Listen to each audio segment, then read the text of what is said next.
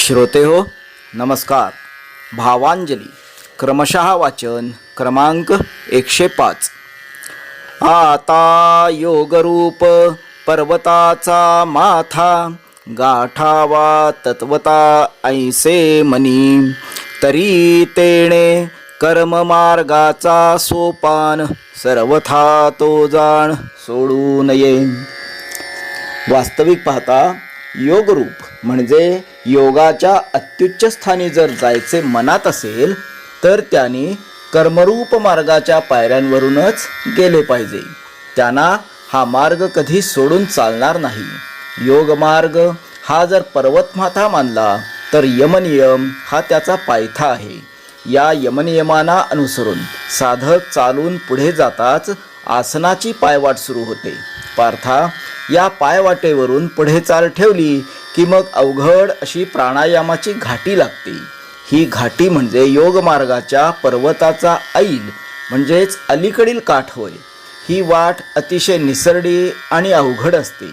ही निसरडी कड्यावरील वाट म्हणजे प्रत्याहार. प्रत्याहार म्हणजे इंद्रियांना विषयापासून परावृत्त करून चित्तात पाहायला लावणे.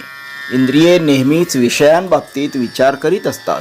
त्यांना वेगळे वळण लावण्याचे काम म्हणजे अंतर्मनात पाहण्याचे वळण लावणे हे होते. हे काम बुद्धीद्वारा करायचे असते.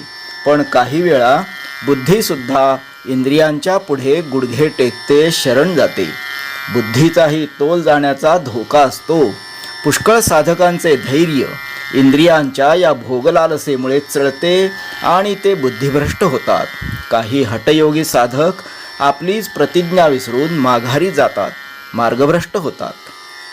म्हणूनच या प्रत्याहार प्रक्रियेमध्ये केवळ अभ्यासाचे किंवा साधनेचे बळ आणि आकाशाचा आधार उपयोगी पडतो.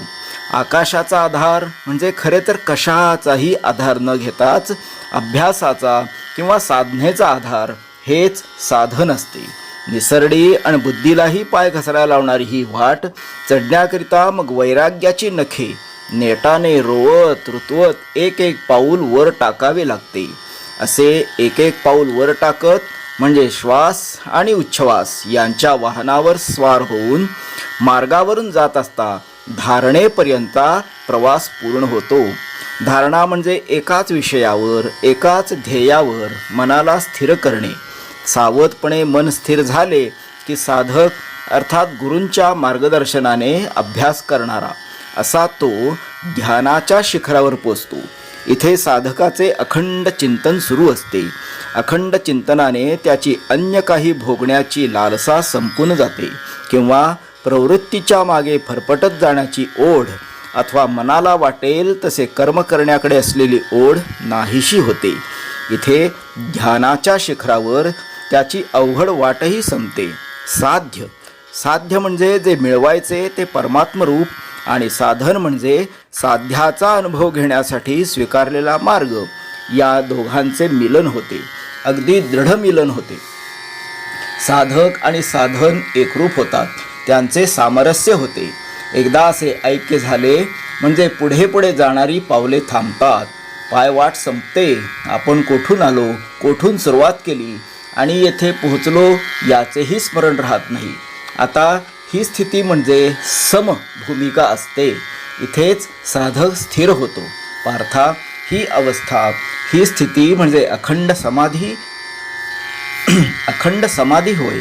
या अष्टांग योगाच्या आधाराने जो योगात पारंगत होतो तो परिपूर्ण सिद्ध असतो.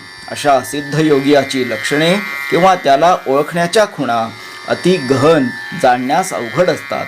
ती लक्षणे पुढील भागात सांगेन, ऐक. ओम राम कृष्ण हरी.